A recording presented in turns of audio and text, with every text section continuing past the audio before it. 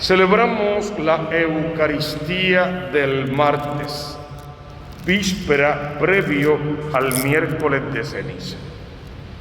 El mundo podría hoy celebrar sus grandes carnavales, que en el fondo también tenían un sentido.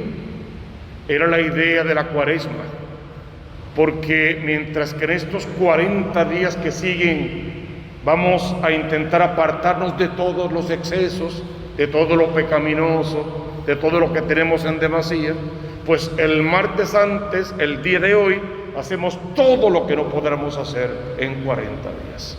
Y el mundo se desenfrenaba en carnavales y cosas por el estilo. Sin embargo, nosotros con la visión cristiana tenemos otra ruta, otro rumbo, porque el Evangelio de hoy básicamente marca ese comienzo, ese camino, esa salida de Jesús hacia la ciudad santa de Jerusalén, con todo lo que eso va a significar y a representar para nosotros. Fíjate, previo en la primera lectura que nos regaló la iglesia hoy, tomada otra vez de la carta del apóstol San Pedro. Queridos hermanos, sobre la salvación de las almas estuvieron explorando e indagando los profetas. Esa es la introducción. ¿Qué dice en fin de cuentas? Dice que investigaron, indagaron y encontraron un gran resultado, porque había una prefiguración del anuncio mesiánico y el Mesías mismo ya comenzaba a sonar entre sus dichos.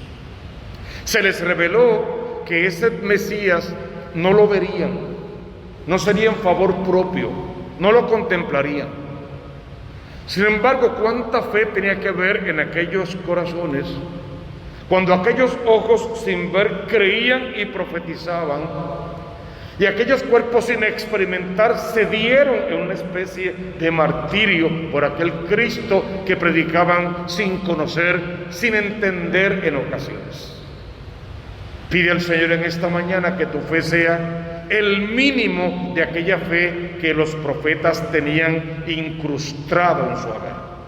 No vieron, solo se les dijo, creyeron en la palabra de Dios que se les comunicó, salieron a proclamar esa buena noticia, esa esperanza, y estuvieron dispuestos a morir por aquello que proclamaban sin haber visto.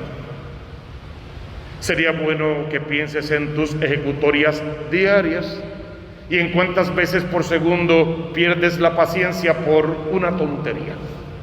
Y esa paciencia te lleva a gritar, a insultar, a pelear, a enojarte, a buscar un desquite y una recompensa. Pues si ese es el camino tuyo y mío en el diario, no estamos en la línea de los grandes profetas, que aunque también alguna vez se rebelaron y hasta le dijeron a Dios, yo no quiero profetizar. Sin embargo, no quitaron el dedo del renglón y cumplieron con todo lo que era la expectativa que Dios de ellos tenía. ¿En qué se esforzaban? En sean santos. Es que desde el Antiguo Testamento es la clave. Sean santos porque el que los envía es santo. Sean santos porque el que les ama más es santo. Sean santos porque el fin último es santificar este mundo en el que vivimos y recapitular todo esto en Cristo Jesús.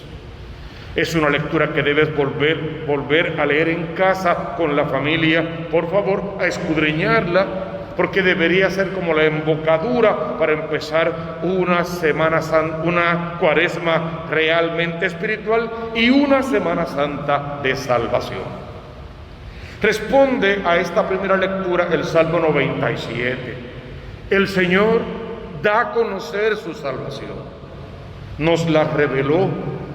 Y cuando Pedro predicaba aquí, el cristianismo comenzaba apenas y la oposición era total. Ellos también fueron martirizados, masacrados, echados fuera de la ciudad. Tú sabes la historia.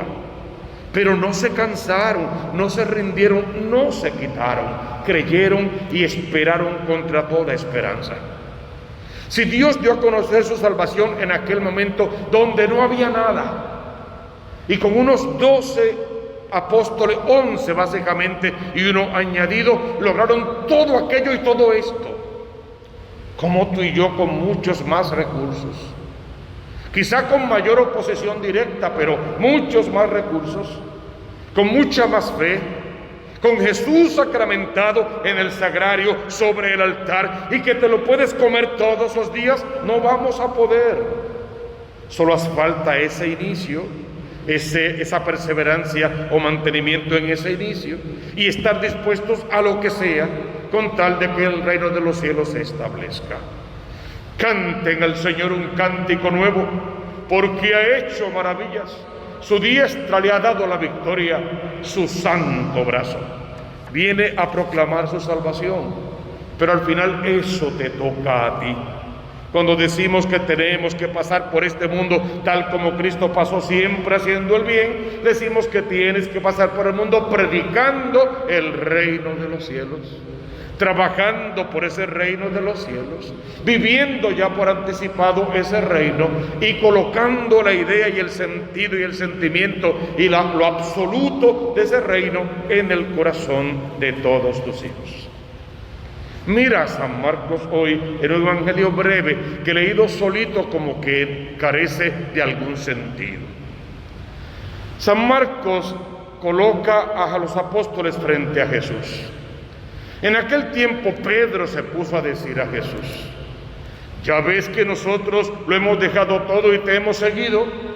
¿De dónde viene esto? ¿De ayer? ¿No se acuerdan que ayer alguien fue donde Jesús y le dijo: ¿qué tengo que hacer para heredar la vida eterna? Y al final Jesús le dijo: vende todo lo que tienes, dale el importe a los pobres, luego sígueme. ¿No recuerdan la frase: es más fácil que pase un camello por el ojo de una aguja a que un rico entre al reino de los cielos? De ahí Pedro pregunta esto.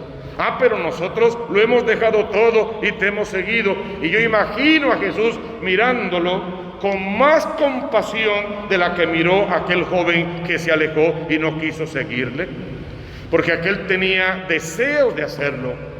Pudo más el apego al final y no lo hizo, pero el deseo real estaba allí, la convicción estaba, y en el camino después no sabemos lo que pasó. Y a mí me gusta pensar que en un segundo o tercer encuentro logró esa conversión total y se entregó al Señor de los altares.